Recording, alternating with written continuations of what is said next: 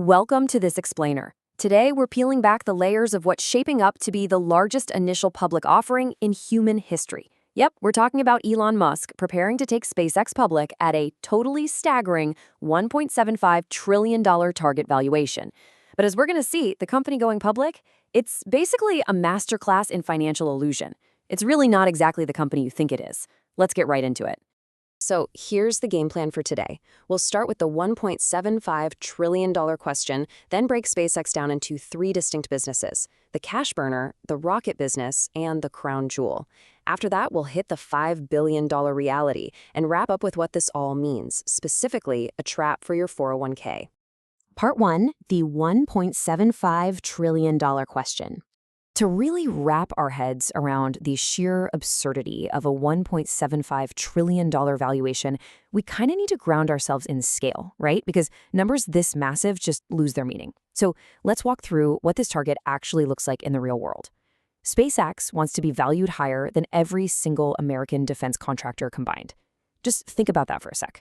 Every tank, fighter jet, and advanced defense system maker in the whole country, put them all together, and they're valued less than this one IPO target. And honestly, it goes further.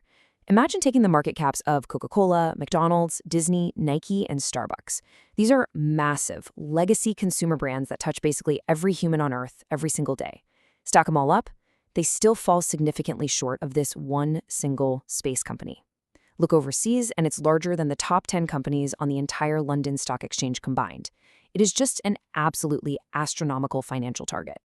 Now, the only way a nearly $2 trillion valuation makes an ounce of rational sense is if SpaceX is exactly what the public thinks it is. Ask someone on the street, and they'll probably tell you SpaceX is a company that builds revolutionary rockets and wants to colonize Mars. You know, the ultimate futuristic endeavor. But the financial truth, it requires us to look a little closer.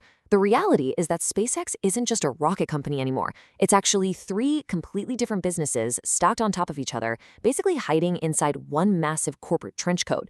And to understand what you're actually buying in this IPO, we have to unbutton that trench coat and look at these three distinct companies one by one. Trust me, we've got the good, the bad, and the extremely ugly.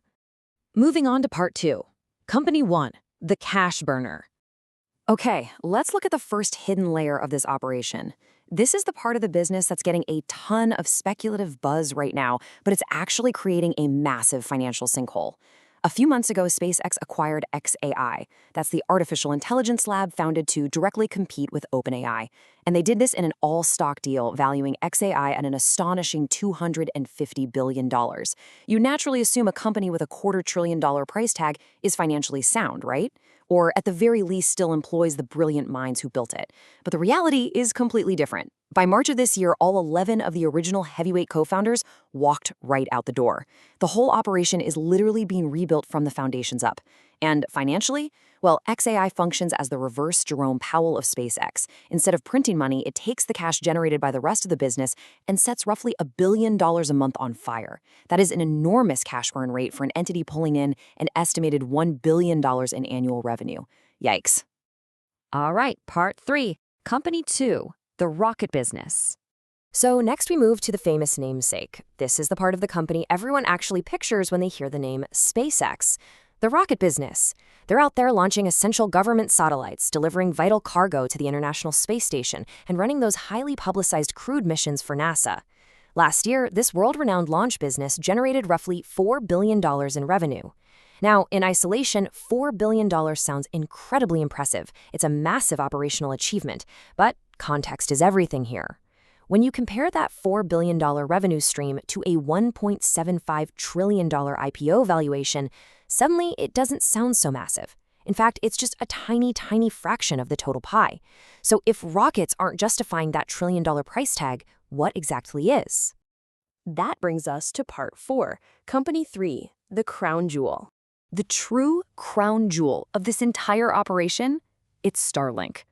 This is the business most people don't think about first, but man, it is the one investors care about the absolute most because it's quietly paying all the bills. Last year alone, Starlink brought in $11.4 billion. That's a massive 61% of SpaceX's total revenue for the entire year. It completely dwarfs the rockets that get all the headline news. It's essentially the answer to the question, what if somebody successfully built Comcast, but, in space. And listen, this isn't just some fun sci-fi side project. Starlink is officially the fastest scaling telecom company in human history. Let the scale of that achievement just sink in for a second. They've got over 10,000 active satellites currently beaming high-speed internet down to 10 million active subscribers across roughly 150 different countries.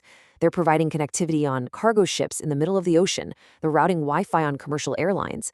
They even have a highly classified, specialized defense version built directly for the Pentagon called Starshield. But the absolute most mind-blowing part of this whole operation is the underlying financial efficiency. In just 2 short years, Starlink's profit margins skyrocketed from 41% all the way up to 63%. So Starlink isn't just printing cash, its margins are actively accelerating, making it the undisputed engine of this entire enterprise. Okay, part 5, the $5 billion reality. The absolutely crucial point of this whole structural breakdown is figuring out what happens when we assemble these 3 distinct companies back together into a single entity. Like, what is the actual financial reality of combining the cash-printing telecom giant of Starlink, the famous functioning rocket business, and that massive cash-burning void of XAI? Well, when you put all the puzzle pieces back together, the financial reality is pretty grim.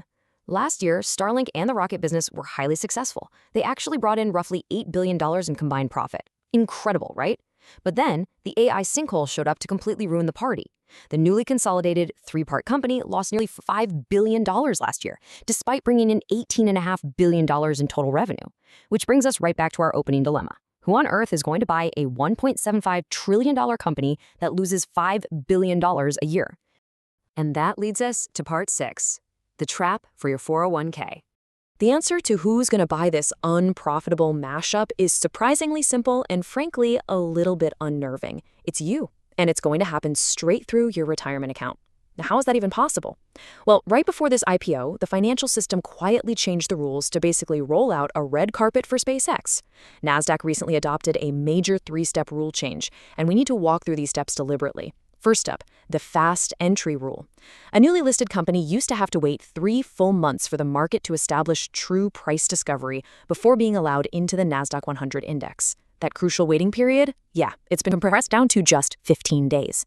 Second, the float minimum was completely erased. You used to need a minimum of 10% of your total shares available to the public just to join the index. SpaceX is targeting a 4 to 5% float, which historically would have been an automatic disqualification. Not anymore. And finally, the hidden multiplier. Buried deep in the technical rules, NASDAQ now legally requires exchange-traded funds to treat floats that are under 20% as if they are 3 times larger than they actually are. In plain English, this means a 4% float gets weighted as if it were 12%. This essentially forces massive index funds to manufacture artificial demand and automatically buy up billions of dollars of this stock, completely regardless of the underlying fundamentals. And believe me, they're going to desperately need those automatic buyers. Most typical initial public offerings allocate about 5 to 10% of their total shares to regular retail investors. SpaceX, however, is targeting a massive 30%. The CFO actually told a room full of bankers that they're intentionally dropping this huge chunk of supply onto everyday buyers because retail has been incredibly supportive of us and of Elon for a long time. It is a staggering juxtaposition when you realize that this loyalty is structurally being used to absorb a massive offload of shares. Which leads us to a truly chilling summary by portfolio manager George Noble, who said, "Your 401k is the exit liquidity." The mechanics here are very, very precise. The buyers and the sellers in this initial public offering are not showing up to the market at the same time. Early insiders who are sitting on low-cost shares will unlock their stock later, selling out at a massive peak valuation. But you, the passive buyer, you're going to be forced in early. If you have a retirement account holding standard U.S. stock index funds, within just a few weeks of the SpaceX listing, you are going to own this stock. You won't get a vote. You won't get a choice. The pure mechanics of passive investing will simply absorb the shares and force you to buy them. As we wrap up this explainer, it forces us to really consider the hidden cost of passive investing. For decades, we've all been sold on the low fees and the common sense of set it and forget it diversification. But that exact same mechanism is what makes you a guaranteed automatic buyer for anyone who can successfully squeeze their way into the index. A 3-part company literally losing $5 billion a year just had the rules rewritten specifically so it could squeeze directly into your portfolio. So I'll leave you with this question. Is the set-it-and-forget-it convenience of your index funds secretly turning you into a guaranteed buyer for wildly unprofitable companies?